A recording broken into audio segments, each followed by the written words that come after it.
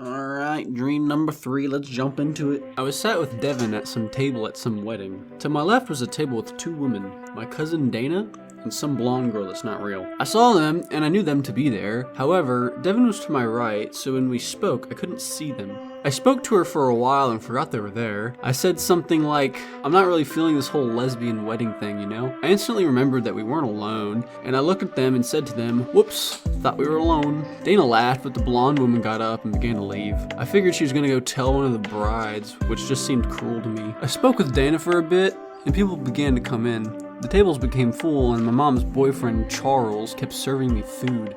I remember the last thing he served was fried fish sandwiches with tartar sauce. Devin complained about him giving us food, and I understood. There was pretty good looking food already set out on the table, and some good looking desserts. And with the food Charles brought out to us, there was a sort of expectation to eat it or something. And so we did. I was really enjoying it, and it was more fresh than the table food.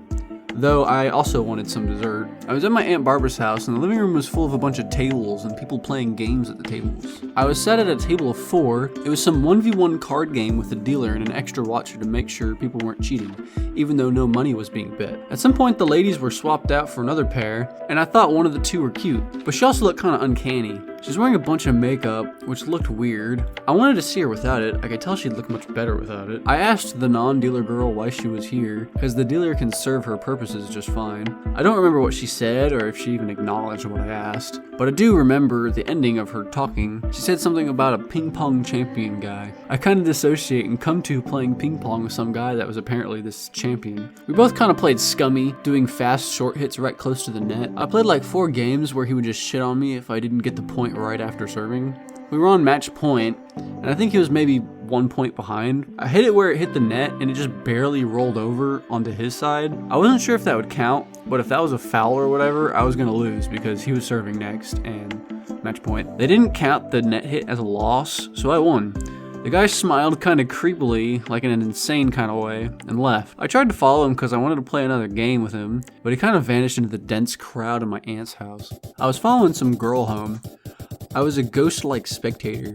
She was a thin girl with short brown hair, probably a bit younger than me. While on our way, things were very strange. There were flashes of the girl being happy and whatnot, and there were flashes of her home, which was a large, affordable and government housing complex. The flashes of the house were demonic and evil, and there were flashes of text. I usually struggle to remember the text, but in this case, I know I saw the name District 0. I took this to mean the poorest of the districts, and going based off the visuals, it made sense. The buildings were dirty and decrepit, and there were gang-like members that hung around in the dark as silhouettes. And yet, given the poor girl's living conditions, she was happy as could be. Starting with approaching her house, which was no longer an affordable government housing unit or complex. It was now more similar to my house with a garage, except mostly just the layout. The garage had these weird lights on the doors with water sprayers above them. We pressed one inwards. I say we because we were like sharing a body at this point. I pressed one inwards and it sprayed on the light in the ground. I wondered the purpose of the sprayer, and she wondered why the stream was more narrow than it usually was. I could like hear her thoughts or something. I understood what she was thinking. We went inside and she finds herself alone for a bit. The layout outside was like my house, but inside was completely different. Didn't even make geometric sense really. The walls were blue, or at least they used to be. It was maybe 40% blue striped wallpaper, 50% exposed wood, and 10% black mold. The lighting was really dim, making it feel like a horror movie, but the girl seemed happy to be home anyways. There was this wall device that she messed with. I kind of ignored it and looked around, either with her eyes or I left her body at this point. I'm not sure. There was a staircase to the left of her, walled off. Couldn't see if it had rails. I get really into detail describing the staircase right here for some reason. I'm just gonna skip that.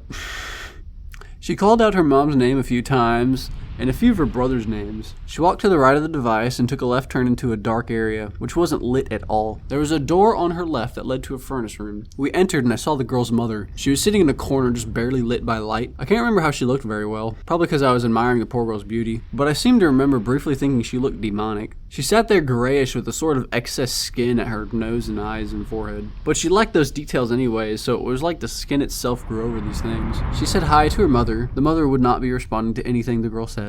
However, the girl speaks to her happily anyways. I watched the girl do some weird shit with her clothes and some dirty water and fire. I'm not sure even now what was going on. Maybe she was trying to clean it. Whatever it was, the clothes weren't getting any cleaner. As she left the furnished room, there were flashes of spikes in the wooden boards. The girl finds her baby brother. He was black, which didn't surprise me. I think she took him to change somewhere, but something really bad and unpredictable happened, sending the baby into the air. And like a Rube Goldberg machine from hell, the baby was tossed around and nearly impaled on 2 different sets of weird wooden board spikes as it seemed the house unraveled around this poor girl. She screamed and cried, and she tried to leap into the air to grab the baby, but fate had other plans. It seemed to me the spikes were only there to tease and hurt the girl. It ended by means of a cracked window that led to an aperture-like blue misty abyss. He didn't perfectly make it out either, clipping the top of the slanted glass as he made it out. Me and the girl sync up by chance again. Our shock led us to the same action of launching our heads out the window. We looked at the endless drop. It seemed we were on the millionth floor of this terrible housing. The girl cried and ran out of the room. I followed behind at a snail's pace. I was feeling bad for her. She fell to her knees in the room outside the room where the baby was lost. It was mostly rotten wood. I walked up behind her and thought on the angels that had visited me in my times like this, and I wished that she might have one as well. And at that moment, I thought maybe I could be that. I dropped to my knees and materialized behind her. I put my arms under hers and pulled her close to me, hugging her closely. I had a picture of her I had half eaten for some reason. It was a colorful picture with her with a bloody knife smiling. I don't know its significance, but I thought she would appreciate it. I hadn't realized my weightlessness before, but now that I had materialized, I was weighty. I felt mine and her weight, and it made me feel weak. But this wasn't my story, and strength wasn't what I needed. The girl was warm and soft, and I hoped to myself that this wasn't just me being down bad.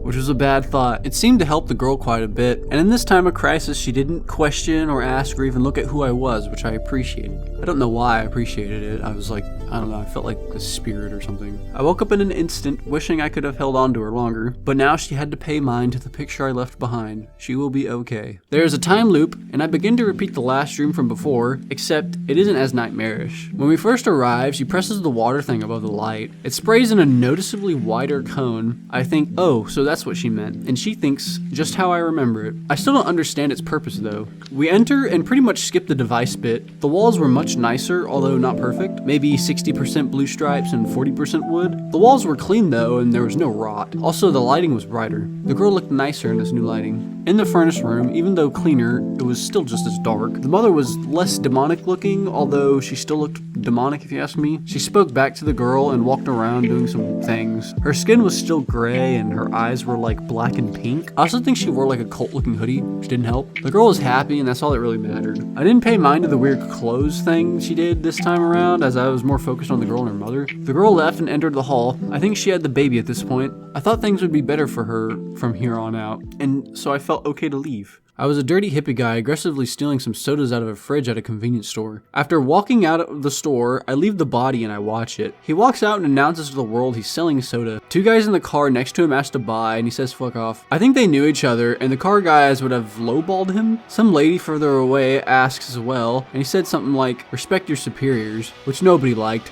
I think I then re-entered the guy's body. They were walking to the same doorway in a fence. And when the lady got there, she stopped and put her hands on either side, stopping the guy behind her.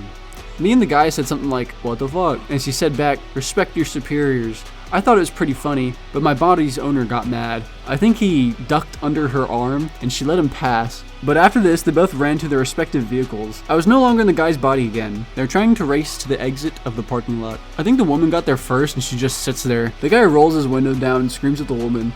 The woman rolls her down and yells back, respect your superiors. They both begin racing to an undisclosed location. I attach myself to the car of the guy and I replace him as the controller. I completely replace him. He no longer has any influence. Me and the woman race through the forest with big trees and a hard dirt ground with no grass, but instead moss. The moss was separated into sections with bare dirt between, kind of like Death Stranding with big trees. Our vehicles would stop working every time we ran over one of the gray patches, and we would also get kicked out of the vehicle. Like we would just teleport outside like a game. I would hit the gray patch full of speed and my car would continue in neutral without me for quite a ways. I'd have to chase it down and re-enter it and start it again. This is all in third person, however I controlled myself. Me and the woman were doing the same thing, pretty much mirroring each other's actions. Eventually both tried the same thing, hitting it at a lower speed. It stopped the car, and although it might have worked at a regular patch, For some reason, we decided to do it at a larger patch, and so we both had to get out and push our vehicles. It was at this moment I realized we were both in Jeeps. However, this would not last long. After we both pushed it into some green, both blinded by competition,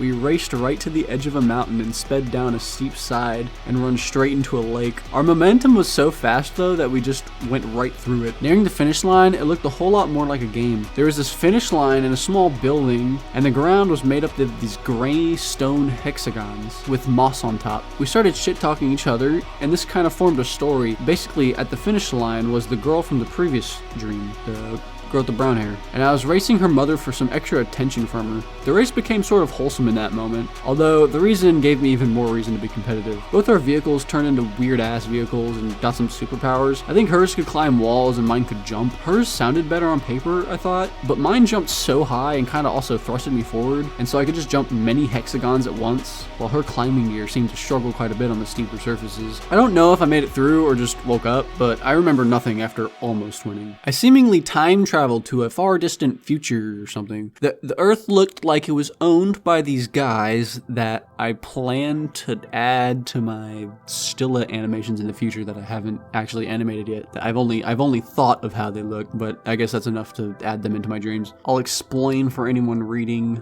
I explain it here in the text, so I'm going to read that. Basically, they are completely white with black holes for their face, which they speak from and see from. These guys were built with thin feet that thickened with height and met in the middle like an arch, where the hole was. There were also pole-like versions of these guys with just a single leg and a smaller head, as well as these large horse versions, which were more geometrically detailed as to be similar to a horse. The two-legged one stood on a horse-drawn carriage that had no seats, but he stood at a lower platform, so he was about seat level. They were really tall. He apologized to me for taking over humanity and explained that they now live in peace times. I was in shock at my surroundings. It looked very heavenly, like Black Butler's mansion or something. A big white, clean, old-style mansion with a bright sun lighting the gray brick road enough to where it almost looked white as well. I was also in shock just because of the appearance of the guys, so I kind of ignored his words initially. After they passed, I just looked at the beauty of the world for a sec, but his words hit and snapped me out of it. I looked back and he was like 500 to 800 feet down the road already with his little army troop marching. I zoomed through the air, and in an instant, I was in front of him. I asked if there were any humans left at all. He seemed to not want to answer that, although I think he did. He took off after at somewhat of a higher speed than before. I don't remember his answer, but I know I flew around looking for more humans after he left. Alright, that was one night's worth of dreams. Yes, sir. I hope it's long enough for more than 10 minutes. Why? I don't know. Just a arbitrary number that I've set for goals. 10. Well, there's 30 minutes worth of me talking just because I misspeak and pause a lot. I hope you enjoyed. Like, comment, do whatever. I don't care. Blow this video up. Plan to do a horror themed one at some point. I don't know when. I feel like that one's going to be a bit cooler. Add some spooky music in the background. I'm having a good time with it. Right now I'm just kind of procrastinating school though. So, alright, I'll see you in the next episode.